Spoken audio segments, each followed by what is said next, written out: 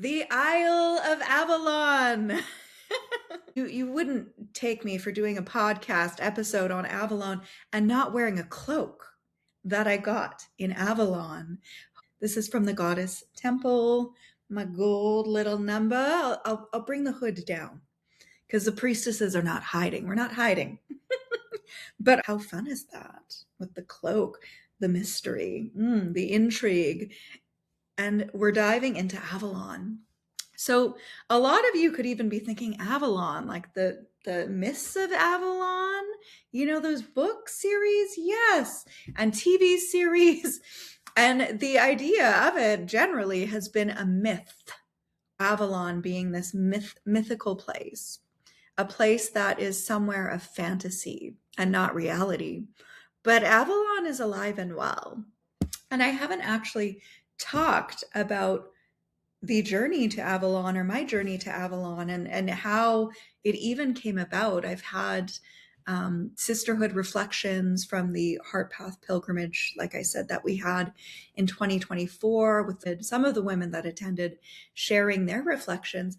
But I want to share the journey of Avalon and what it really opened up for me. It changed my life going to Avalon in 2023. Avalon itself would be a different dimensional space than what you would see or feel or experience if you were to, let's say, be going to the English countryside of Somerset and Cornwall and just in those areas. Beautiful, beautiful landscape, beautiful countryside. But Avalon is more of a place that you visit through consciousness, through a different state of consciousness. So you can be walking through the streets of Glastonbury, for example, and it could just feel very real worldly, but you can also be elevated into the state of consciousness to be in Avalon, and it's a completely different experience. And the interesting thing is, from a very young age, and you might relate to this, but feeling drawn to quote unquote fantasy and the magic and the miracles and fairies and dragons and unicorns and mermaids and all those mythical creatures and beings and the elementals. And it's interesting when you say mythical, because throughout history, some of these beings play out. I think of it's the coat of arms, I believe, for the UK, which is a lion and a unicorn. And then even walking the streets of London, you're just walking around London and there's dragons everywhere. Like dragons are a huge symbol in London. In Scotland, the unicorn is their national symbol. What? Scotland, the unicorn statues, I just remember being so amazed by it. So it's heavily steeped in these cultures, and for modern days it might just seem like fantasy or something that you would find in a story, not a reality. But I've always been drawn to those sorts of things. And even Avalon itself, knowing the legends of Arthur and Merlin, and whether it was real or not, those legends live on. Those legends feel like they're imprinted in the psyches of cultures, of people, of the land specifically. And in 2023, I got the call to Avalon. You will know when you get the call. It's undeniable. It's a feeling. You feel it in your bones. You feel it in your soul. When you get the call, you know. When you know, you know. And 2023 was a very transformative year for myself. There was so much going on personally, lots of changes. I didn't know if I was coming or going. I did not know what the future held, to be quite honest, in my personal life. Business, feeling golden. Personal life, lots of change and transformation. Avalon itself is a place where you will be transformed. When I think of it, it's a remembrance of who you are, who you've always been, a returning to the home of your soul, and a rebirth. So if you physically are going to Avalon, that's what it feels like you experience. And you can go on journeys of the heart to Avalon. And I do have actually a free meditation for that. So I'll put a link to that in the show notes, where you can go on a guided journey and a pilgrimage of the heart to Avalon if you can't physically get there. But yeah, it's a remembrance of who you are as a soul, who you've always been, a returning to the lands, a reclamation, a reclaiming of parts of yourself and your soul, and then rebirthing. So buckle up. If you're going to Avalon, buckle up. And we will be going there in September of 2026. However, it was 2023 when I got the call to Avalon. And like I said, it was undeniable. But there was part of me that resisted. Not going to lie. It was feeling like opportune timing, but then at the same time, all of the changes going on behind the scenes in life, I didn't want to run away from responsibilities or obligations that I was also dealing with at home. But at the same time, it was just like a yes, you have to go, you have to go. My soul was calling, my soul was screaming and pulling and like, go to Avalon. So instantly booked it.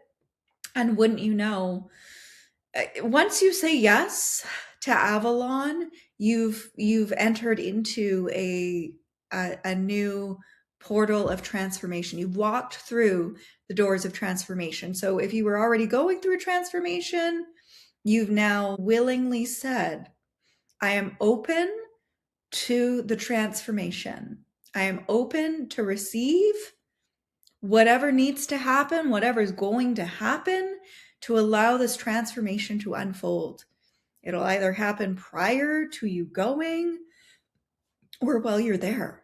Definitely while you're there. When I reflect and look back of how everything just like this domino effect, it was a lot, but I feel like we are also given what we can handle, and we're not always holding these things all on our own as well. We have support from spirit, from the divine, from God. So I ended up connecting and meeting up with my girlfriend, who we had only met online. We were kindred spirits, soul sisters. We met online. When I had told her I was going to Avalon, she wanted to come. She's like, can I come? Absolutely, you can come to Avalon. So we were just two peas in a pod. We met up and did our own pilgrimage to Tintagel first, which is, you know, the real territory where it would be Merlin and the dragons and the Tintagel castle and all of that is there. Cornwall is such a beautiful place. So we went to Tintagel to start, and we talk about smoke and mirrors. To really see through illusion, to have fine-tuned discernment was required on that journey to Tintagel. When you think of these places, I originate from Canada, which is a baby country in the grand scheme of things in terms of civilizations. Canada is a baby country. The air feels different being in the UK. It's thicker. There's more history there. And Tintagel, and this is the layers of it too, because that place is steeped in magic. So there's a lot going on there that we might not so actively feel in North America, for example. So that experience was very much to have discernment. I won't go into all of the details of that, but it was a wake-up call and the initiation for the pilgrimage that we were about to embark on, which was the priestess pilgrimage in Avalon. So we spent a couple nights in Tintagel, and then we made our way to Glastonbury to be in Avalon. But once again, like, her and I were joining this pilgrimage with other women, but it feels like we we did our own pilgrimage. Like, we did a lot in those few days before joining the group. We did our own pilgrimage and initiation, which was laying the groundwork for what we were about to step into. And the interesting thing about it, not that the pilgrimage itself wasn't life-changing, but so much stuff that Marie and I did prior was off the charts. Some of the things that we experienced was off the charts. And then being at the pilgrimage was almost a reprieve. Being able to just decompress from it all. So we were walking the streets of Glastonbury, exploring and going into Magdalen Chapel for the first time. St. Margaret's Chapel for the first time was an opening point or an access point of deeper levels of remembrance for her and I, for our connection together, and for our soul connection that she had with the one that we could call Jesus, and that I had with the soul we could call Jesus. And something in that experience, or that awakening, or that activation, started to open the doors for more to come through. It was almost having a remembrance of being with Jesus and walking with Jesus and having to scatter after the crucifixion of Jesus. It was quite interesting because that's nothing that I would have ever anticipated. Although there are the lineages of Avalon are going down the paths, so going down those mystical paths of King Arthur and Morgan Le Fay, and also being in those elemental realms, also the lands of the goddess, also the ties of leading back all the way to Jesus and the Magdalene. So there's a lot. There's many threads that are woven together going into Avalon, or tied to Avalon, or weaving together the tapestry of Avalon. However, that's not what I would have anticipated of coming across in that. But I found my heart was most at home and expanded when we were at the Chalice Well Gardens. That place is so magical. We'll be staying there for the Heart Path pilgrimage in September of 2026. So we'll actually be staying on the grounds. So we'll be in those gardens, but there's just something so magical about that place. It's so still, so calm, so peaceful. Even when there are a lot of people and noise and laughter and all of it, there's just this, the baseline is this serenity. And that's where the Chalice Well is, which is a lovely place to sit, to contemplate, and really open up to that divine communion with yourself and your soul and God, source, divine. It's such a special place. I've been going to Avalon every year since 2023. 2023 was the knocking on the door of thank you, Amaya, for guiding me back there and leading the way for me back there. And I returned in 2024 and held the first pilgrimage to Avalon. I returned in 2025 of September on my own solo pilgrimage to Avalon, and then we'll be returning again in September of 2026 to run another pilgrimage. But I've had the pleasure over the years to get to know some of the guardians of the garden, and there's a symbiosis between them and the garden, and they communicate with the garden. Everything is intentional. That's what I learned from spending time with them. Everything is intentional. They communicate with the garden and they plant what the garden wants. Sometimes they'll have specific things, sometimes they won't have specific things. And the garden has a spirit of its own. The plants have a spirit of its own, but there's a very beautiful relationship and kinship that those that oversee the garden and look after it have with it. And I feel so honored when I was there. I believe this was 2024. Yes. All the years blur together. They've been so magical. But in 2024, I got to actually go through the ritual of the opening of the garden with the incense and going to each of the directions that are stationed within the gardens and the elements. And it was such an honor. I just feel so blessed to have been welcomed with open arms by those souls there, and getting to spend time, right? Getting to connect and spend time where we're hugging the trees and communicating with the trees and listening to the trees is the norm.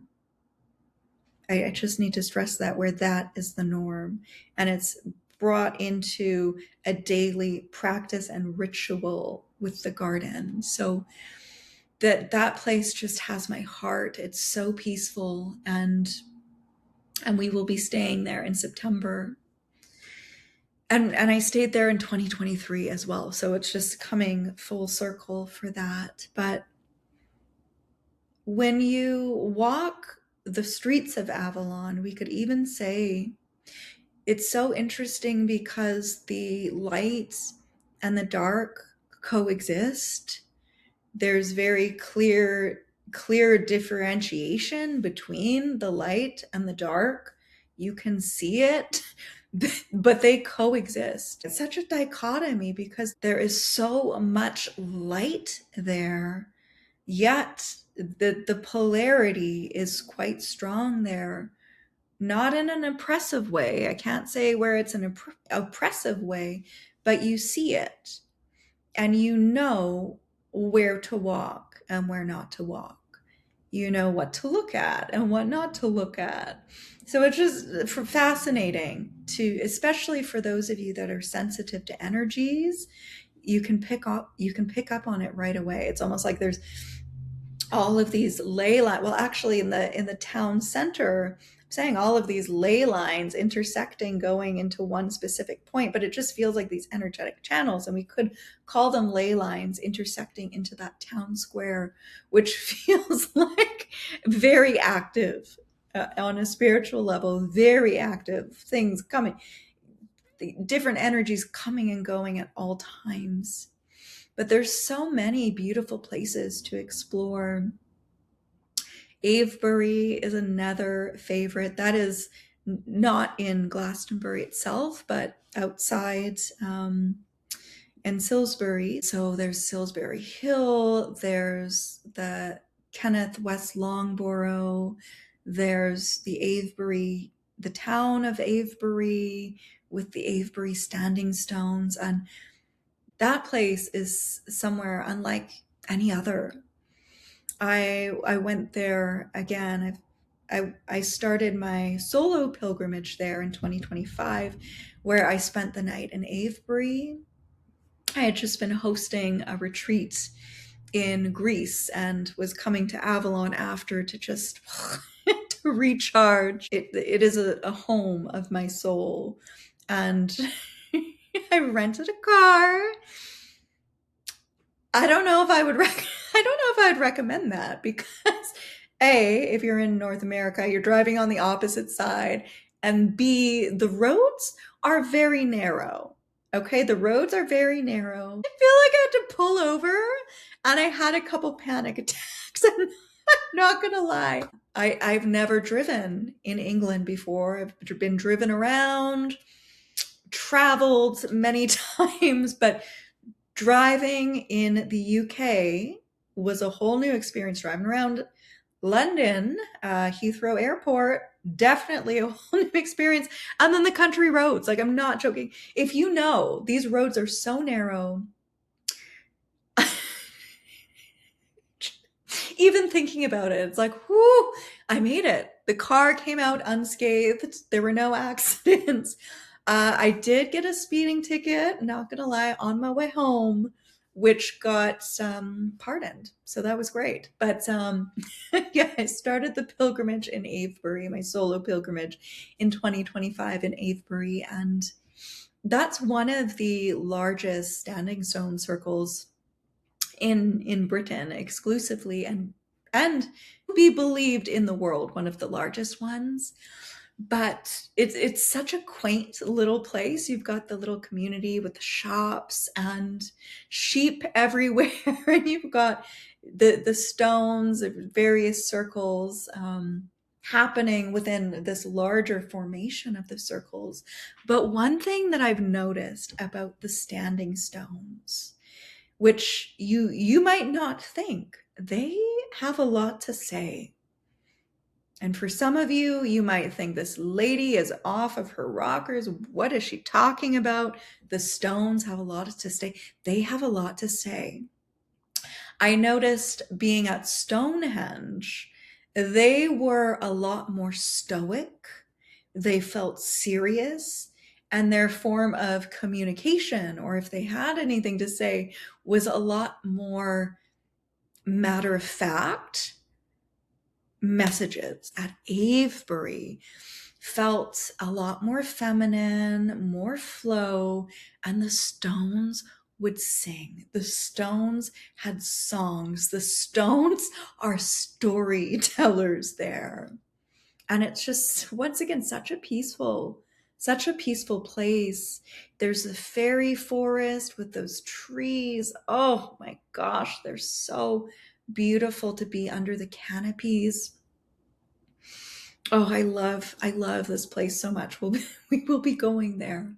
And I must admit, my first experience in 2023 going to Avebury was a lot different. It was quite intense. Some things that you should be aware of is these stones have been around for thousands of years, and so many people. This is a historical site where people from all over the world travel.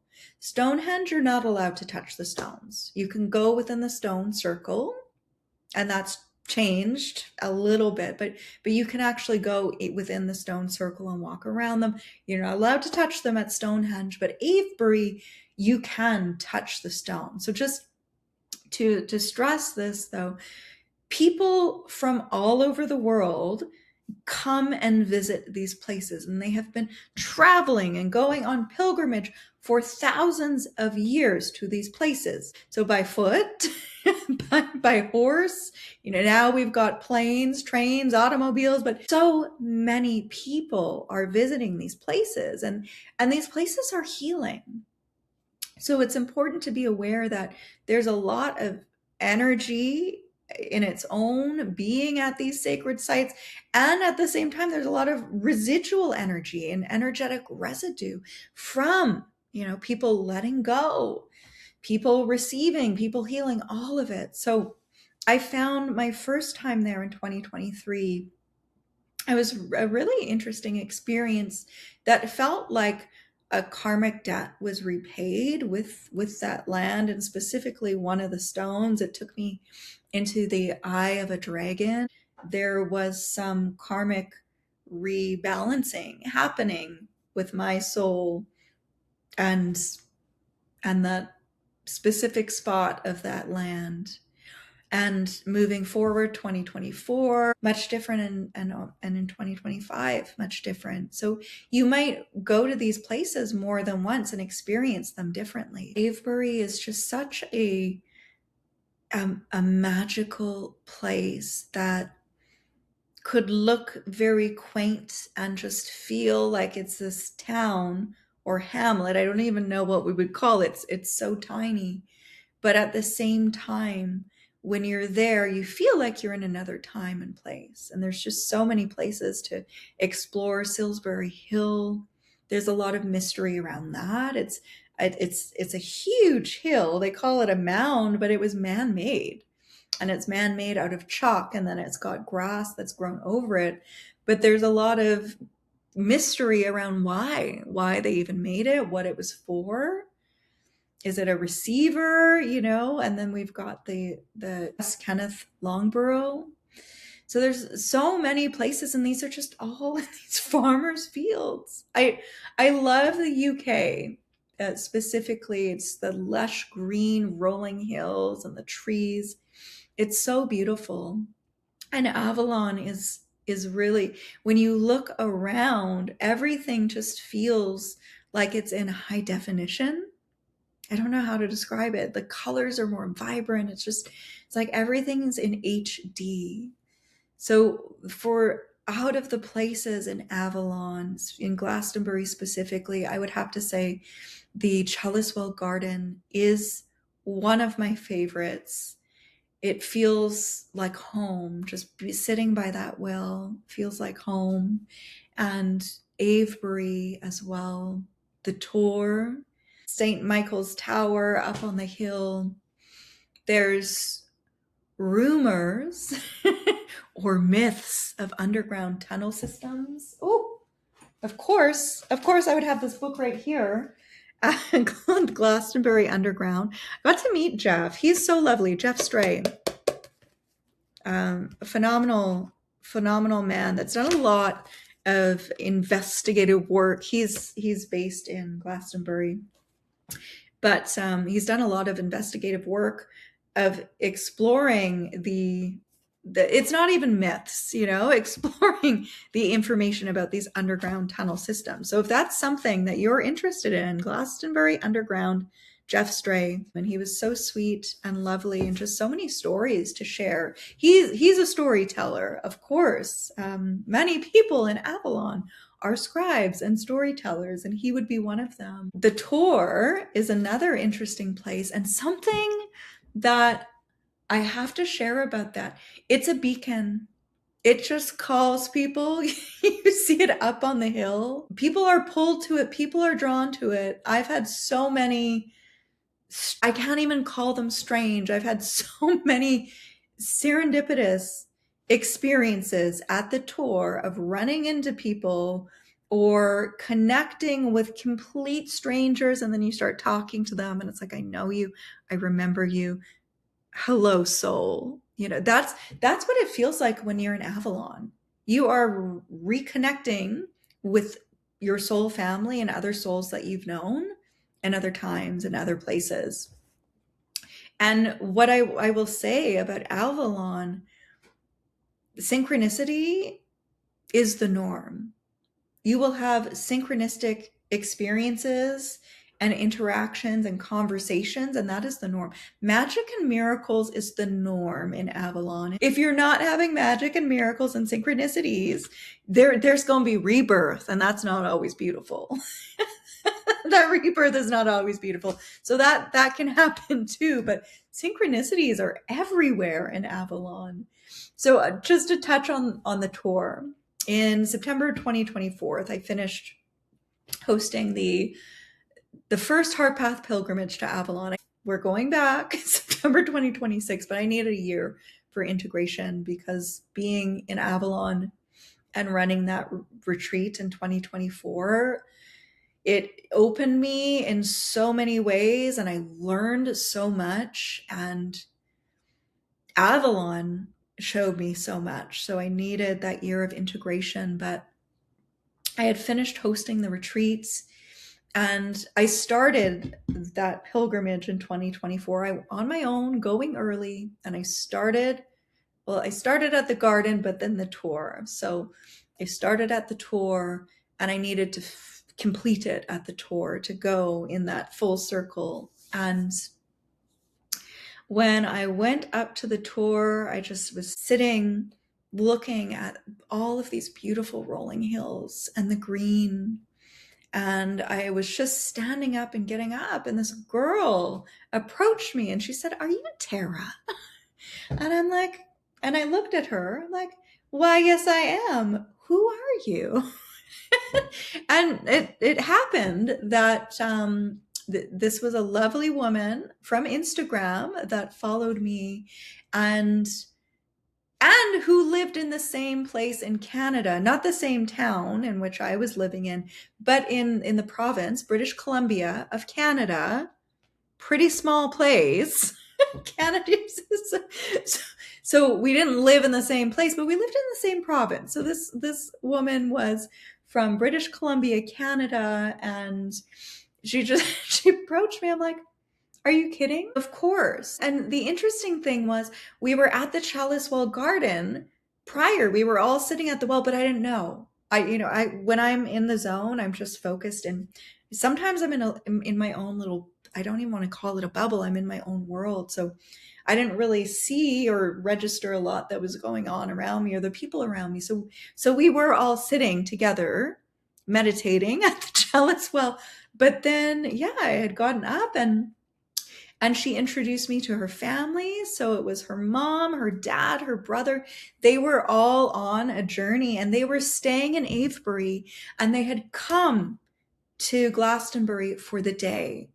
So I thought that was so amazing that we as souls, remember, it's like souls reuniting. We as souls in that moment got the call to go to the tour at that time. So it was really cool to meet her and give her a hug in person. And stuff like that happens. Stuff like that could happen. It's like, of all the places in the world, here we are at the tour in Avalon.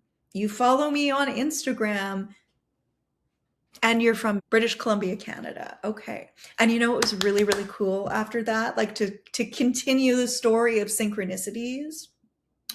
Along the tour, it's almost it's called the labyrinth, but it's a chakra system that goes around it.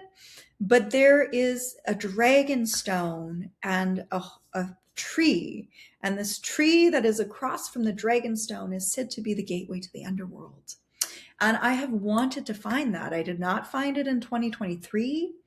I did not find it in 2024 until after that beautiful chance encounter with that lovely woman from British Columbia, Canada. I was leaving and going down the tour and just decided to walk down another way.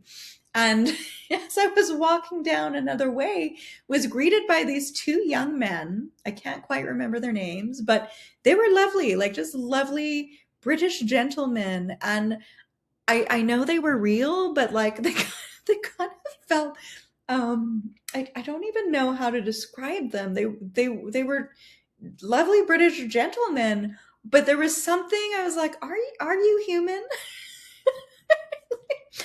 Are you human? I know you're real, but are you human? And one of them was sharing about the herbs with me that were around, and they were sharing the myth of that tree and being the gateway to the underworld. And then they left me alone. They're like, we're going to leave you here so you can have time alone with in this space. It's like, thank you. So that was just a wonderful way to end that pilgrimage in 2024, having that soul reunion, and then finding the dragon stone and the tree. And there's so many beautiful stories of Avalon. There's even connections to Joseph of Arimathea with the Holy Thorn, where, and mind you, and this, he's a real historical person. He's the one that collected Jesus's body after the crucifixion to bring it to the tomb. So there's stories of him having this holy thorn and he's striking it into the ground and having this holy thorn grow, which was supposed to be from the Holy Land. So many different pathways that you can explore Avalon through. And I know I mentioned this in the very beginning. I have a free meditation where you go on a guided journey that I'll put in the show notes, so you can take a pilgrimage of the heart to Avalon. But there, even to build upon that holy thorn, it was vandalized. People chopped down, like I said, there's light and the dark coexist there, and sometimes maybe not always peacefully. So the holy thorn was chopped down, vandalism. And we stayed at Healing Waters retreat in September of 2024 for the pilgrimage, the Heart Path pilgrimage. And Juliet, the owner, lovely woman, she has a beautiful sacred grove where, when that tree, the holy thorn, was vandalized, people actually brought what was left of it, pieces of it, to her to keep in a safe place. So we got to see that and spend time with that, which was beautiful. When I think of Avalon, like, there's so many places. There's the Abbey, which is beautiful. The gardens are so stunning. The Mary's Chamber, which is there. There's so many places to explore that open you up to the spirit within, that open you up to that connection to the divine. We will be going there in September of 2026. The Heart Path pilgrimage to Avalon is not to seek God and seek the goddess, but you might find these things. You might. Another story. Just having fun sharing, but another story where I said, you might find these things. Never would I have ever imagined in a million years that Jesus would come knocking and finding me on a priestess pilgrimage to Avalon. I would not have seen that coming in a million years. Like I shared earlier, there was that opening of the introduction and soul memories of walking with Jesus, knowing Jesus at St. Margaret's Chapel, Magdalene Chapel. I was doing a meditation in the upper room. So in the Chalice Well Gardens, in the retreat house, where we'll be staying in September of 2026, there is a place called the upper room, and it's silent meditation. And it's interesting because you walk up and you open the door, and to the right, they have the scene of the Last Supper. You've got the table, you've got the 13 chairs, you've got a chalice in the grail in the far left corner. And being in there, the energies felt so inviting. And there was one night where I went to do meditation in the upper room. And when I walked in, I went to the far left corner, but on the wall closest to the door. So you walk in the door and you've got a row of chairs across, and then a row of chairs. And I was sitting there, and I've shared this story before, but never would I have ever imagined this. And I was sitting there, and I felt a presence come from the right towards me. And it wasn't scary, it wasn't overwhelming, but it was a strong presence. And in that moment, my arms got lifted up like that. I could not move my arms. And it almost felt like in that moment, I had a different perception. My perception shifted.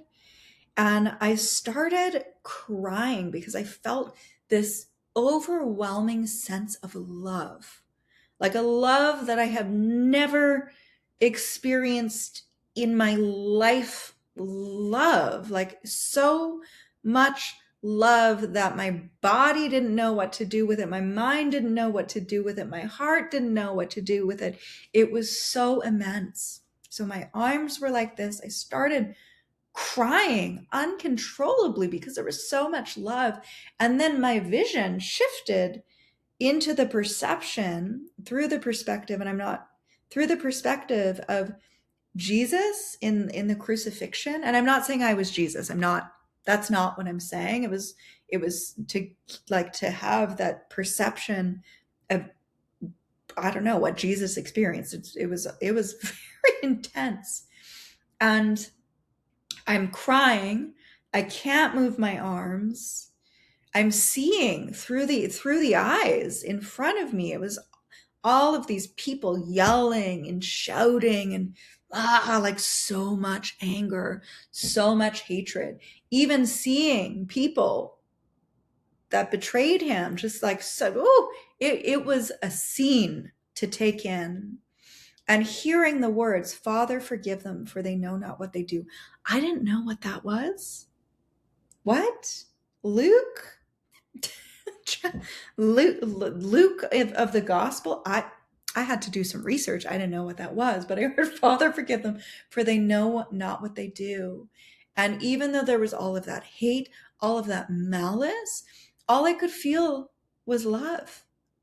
There was no anger. There was no judgment. There was no any kind of like resentment. Like there was just none of that. There was no pain. It was just tears and bawling and bawling and bawling, and just this immense sense of love. And it struck me in that moment, like the capacity that Jesus had to love faced with that. And the capacity that us as humans have to love.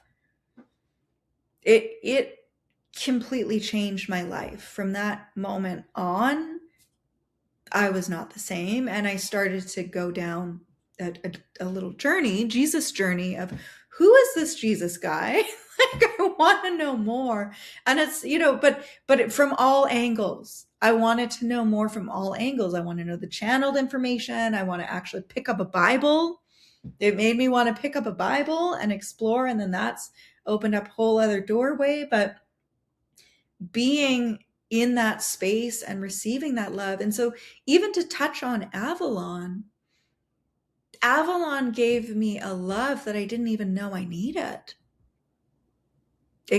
I thought I was walking around in the world with an open heart, being kind and loving, but not to not to the extent that I thought I was. So it completely transformed me in ways where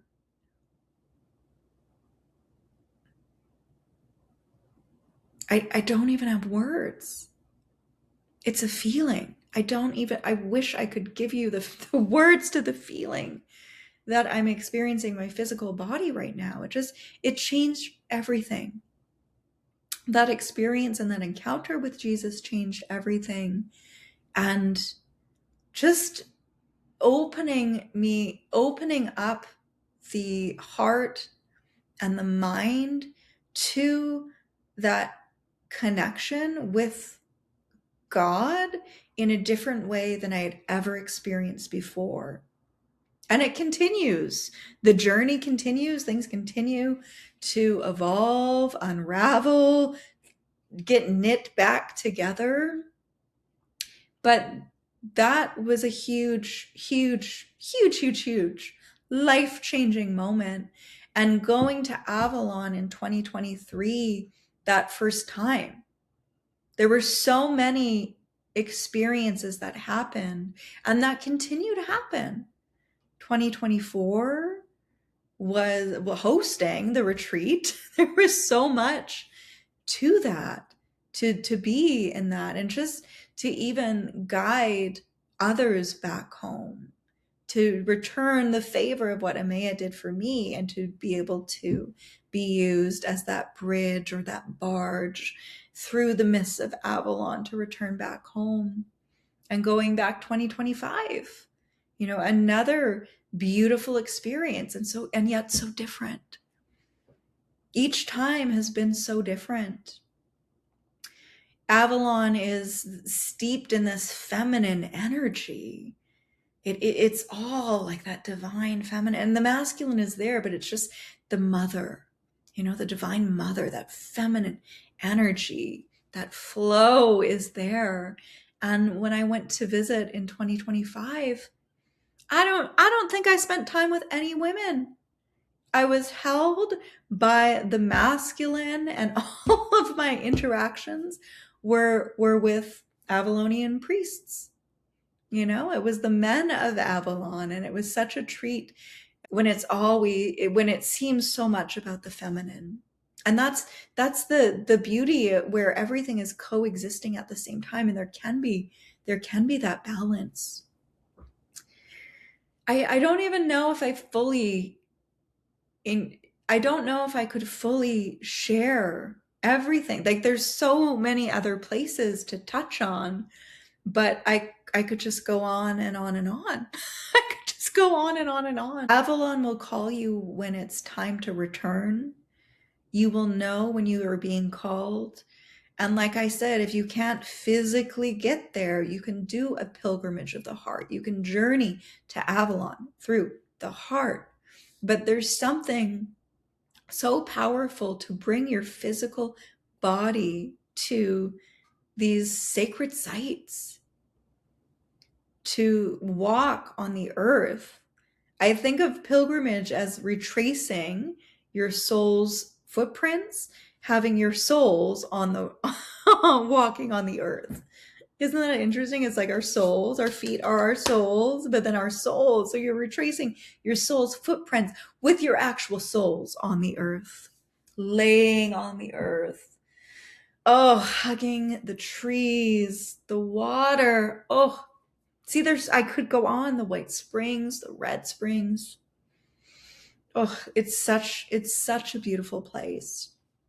I will have the link to the Heart Path pilgrimage to Avalon in September, where you can explore, if you're curious, to see all of the sacred sites that we'll be visiting, and get a little bit more information and a feel for it. The Heart Path pilgrimage to Avalon is by application. We have to make sure that it's going to be a fit for you and for the intention of the pilgrimage. So it's not, you can just buy your ticket. It's not like that. We need to meet. we need to meet, and I really want to learn about you and hear why is Avalon calling you? What are the ways that you're being called to it, and to hear about that. Like, it's to have that time to connect and actually hear the ways in which you're being called and why you've been intrigued by it. Everything is carefully curated and intentional. So we really want to make sure that there's going to be a resonance and an alignment for you and for me and for those attending. But this was so fun to talk about Avalon and to share some of my personal journey of Avalon. I'll also put in the show notes the sisterhood reflections from some of the attendees from the 2024 Heart Path pilgrimage. But I could just go on and on and on. There's so much to share, and I've just scratched the surface. I feel like I've shared so much and nothing at all. Like, there's just so much to share about that beautiful place. And perhaps, we'll do we'll break it into segments, but I was just so excited to talk about it as we're gearing up for our 2026 pilgrimage. So with that, we will bid adieu. I'm going to put the cloak hood back on. Woo, look at that. Yes, Goddess Temple. Thank you. Lots of love. Mwah.